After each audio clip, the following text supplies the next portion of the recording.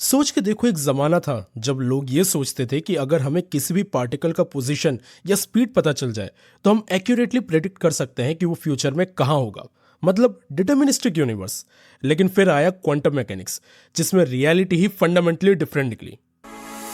हे दोस्तों, welcome to daily dose, जहां हम साइंस के माइंड ब्लोइंग कॉन्सेप्ट को सिंपल और इंटरेस्टिंग तरीके से समझाने की कोशिश करते हैं। आज हम बात करने वाले एक ऐसे टॉपिक की जो फिजिक्स को एक नए लेवल पर लेकर चला गया, क्वांटम मैकेनिक्स। क्वांटम मैकेनिक्स सिर्फ एक नया थ्योरी नहीं था, बल्कि ये एक पैराडाइम शिफ्ट था। क्लासिकल फिजिक्स, जो न्यूटन की लॉज पर बेस्ड थी, कहती थी कि हर ऑब्जेक्ट का पोजीशन और स्पीड डेफिनेट होता है और हम फ्यूचर प्रेडिक्ट कर सकते हैं। लेकिन अर्ली 1900s में कुछ एनामोलीज दिखने लगी जो क्लासिकल फिजिक्स से एक्सप्लेन नहीं हो रही थी।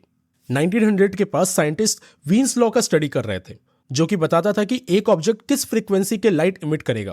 प्रॉब्लम यह थी कि लो फ्रीक्वेंसी पर यह लॉ फेल हो रहा था। तब मैक्स प्लैंक आए और उन्होंने प्रपोज किया कि एनर्जी कंटिन्यूस नहीं होती है, बल्कि डिस्क्रीट पैकेट या क्वांटा में रेडिएट होती है।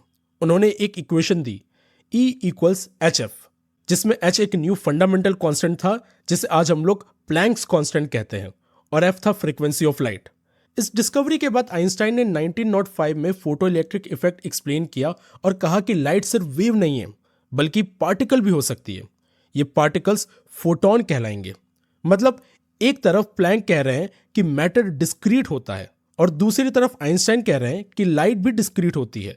ये क्लासिकल फिजिक्स के अगेंस्ट जा रहा था। क्वांटम मैकेनिक्स का सबसे बड़ा शौक था वेव पार्टिकल ड्युअलिटी।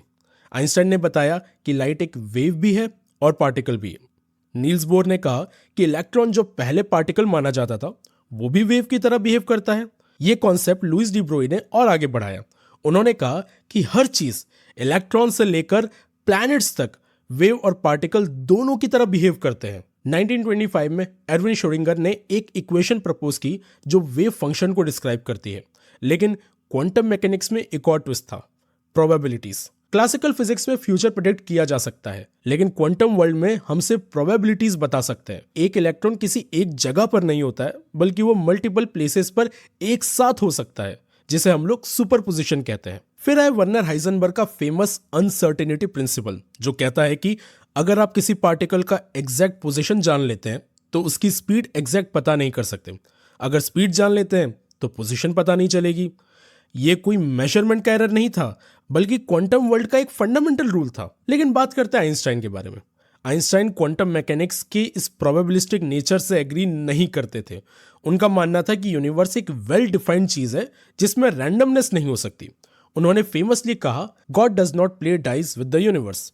लेकिन बोर और उनके कोपेनहेगन इंटरप्रिटेशन का कहना था कि जब तक आप मेजर नहीं करते तब तक रियलिटी फिक्स्ड नहीं होती है। क्वांटम स्टेट्स मल्टीपल पॉसिबिलिटीज में होते हैं और जब मेजरमेंट होता है तभी वेव फंक्शन कोलैप्स होता है और एक डेफिनेट आउटकम मिलता है। इस पूरी डिबेट को समझाने के लिए श्रोडिंगर ने एक थॉट एक्सपेरिमेंट दिया, श्रोडिंगर्स कैट। हालांकि ये बताना जरूरी है कि श्रोडिंगर ने इसे क्वांटम मैकेनिक्स की एब्सर्डिटी को बताने के लिए दिया था। तो ये कुछ इस तरीके से है।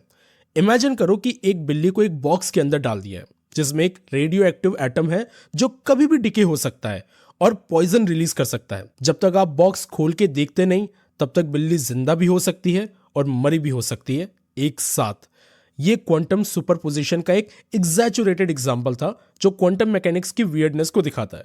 क्वांटम मैकेनिक्स सिर्फ एक नए सेट ऑफ रूल्स नहीं लाया, बल्कि यूनिवर्स को देखने का तरीका बदल दिया। फर्स्ट, रियलिटी डिटर्मिनिस्टिक नहीं, प्रोबेबिलिस्टिक है। सेकंड, पार्टिकल्स एक टाइम पर मल्टीपल स्टेट्स में हो सकते हैं। थर्ड, हम फंडामेंटल रियलिटी को सिर्फ प्रोबेबिलिटी से डिफाइन कर सकते हैं। आज क्वांटम मैकेनिक्स का इंपैक्ट सिर्फ फिजिक्स तक लिमिटेड नहीं है। इसका एप्लीकेशन ट्रांजिस्टर्स, कंप्यूटर्स, लेजर्स और क्वांटम कंप्यूटिंग तक फैला हुआ है। अब सवाल यह है, क्या क्वांटम मैकेनिक्स का एक्सप्लेनेशन कंप्लीट है? क्या हो सकता है कि इसके पीछे कोई और डीपर रियलिटी हो? ये हम फ्यूचर में और एक्सप्लोर करेंगे। अगर आपको ये एपिसोड पसंद आया हो तो डेली डोज को फॉलो करिए और अगली बार एक और फैसिनेटिंग टॉपिक पे हम लोग डिस्कस करेंगे। तब तक के लिए स्टे क्यूरियस, कीप लर्निंग।